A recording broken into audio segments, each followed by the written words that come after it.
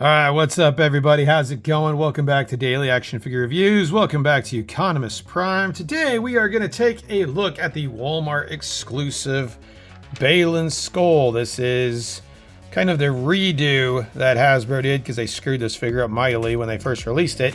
Comes with a cloak, comes with a orangish saber. This figure is... This might be one of my lowest rated figures of the series, just so you guys know.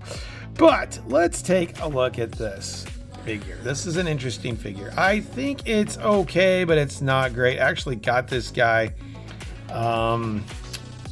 during Christmas. They had a big time sale on Walmart.com did. I think I got him for like $7 or $8. And yeah, that's about what I'm going to say he's worth. This is not a great figure. This figure's really been through the ringer when it comes to likeness, when it comes to height and accuracy, and there's a lot of issues with it.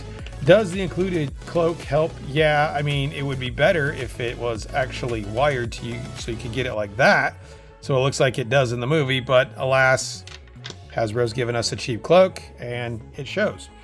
So, we're gonna go ahead and take his lightsaber. Actually, we're gonna look at the lightsaber first. This thing's a damn Greek tragedy in every way. I don't like this thing. Part of the reason why, let me show you. Look at this. This thing, I mean, it's not even like a flimsy plastic. It's like a flimsy rubber. Even if you can heat this up and mold it back, it is so flimsy and so cheap that it really doesn't matter. And then to boot, it's given the longest blade out of any Star Wars Black Series figure I have ever owned. And I've owned almost all figures that include a lightsaber. So I don't know what the hell's going on here, but this is not good. This is not good at all. Originally, this did come with a red blade. This still looks red to me. It might be slightly orangish, but this is just a fail. There is at least one saving grace. There is a little bit of paint on it, as you can tell, but you can see how rubbery it's pathetic. Let's just say that it's pathetic. BAYLAN SKOLL himself, likeness. You guys tell me, is that no? Okay. I mean, the likeness isn't there. That is not Ray Stevenson to me. Not at all. I don't think they nailed it. Then, so they went really heavy on the gray hair, and we decided to give him grayish blondish tone. I don't know what happened. This is kind of an insult to Ray Stevenson in his last role. RIP to him, but man, this is kind of an insult to him. I just don't get it. Let's go ahead and take this cloak off. We'll take a look at that in a minute. The armor itself, I think it looks fine. I'm interested to see. I'll have to go back some reference photos. He's got like this blotchiness on him. I don't know if that's accurate or not. I guess it is, but again, it takes your eyes off of this terrible head sculpt a little bit, because I think that's a bad sculpt. You also get some of that on the shoulders, on the gauntlets. He has this ring that he had in the show, so there's that. Also a little bit of green in the belt buckle. Coming down, we do have a soft rubber to get out of the way of the legs down for the skirt, so that looks good. And then we got more of that blotchy blue crap down on his shins as well. So there's that. Back of the figure, of course, there's no paint there. Yeah, well, there's a little bit. I'll take that back. There's a little bit here on the shoulders, but we've kind of stopped with the blue blotchiness here on the back, so I don't know what's up with that. And then the back of the boots have none. So whatever it is, it only hit the front of them. That's typical Hasbro Star Wars Black Series right there. So that's the look he's got. In terms of this cowl, this is exceedingly cheap. It is a softer type of material than what we're used to seeing, but still, it's very cheap.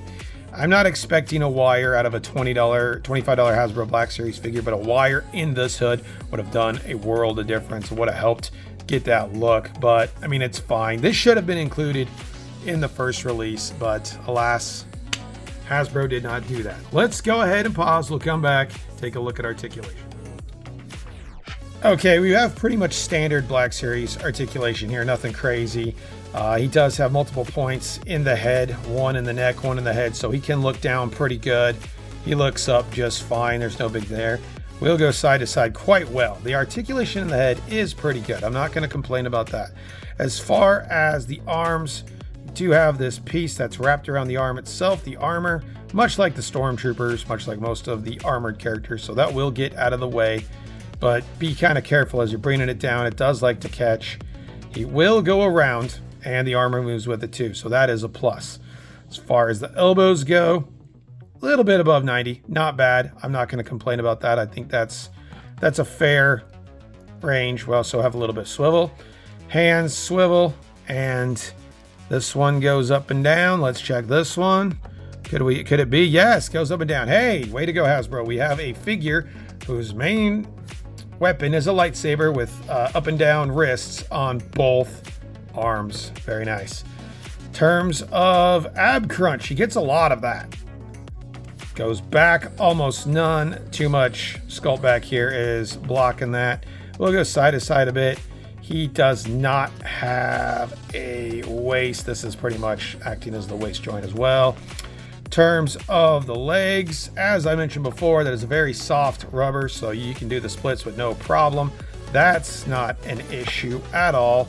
He does not have thighs, but you can get a little bit at the hip to rotate there. In terms of knee, single jointed, pinless joint. Bear does not even get above 90. Oof. Come on, Hasbro. No, that's not acceptable. Not even 90 degrees on a knee is never acceptable in my book. In terms of the feet, you are now going to get limited range just due to the sculpt here as it comes down, but it will slightly go down. And I mean slightly. We'll go up fine. Almost doesn't work at all with the rocker just due to the way this sculpt is done. So he's okay in terms of articulation. I think the head sculpt and the neck movement is probably the best part of his articulation. We'll come back and give some final thoughts.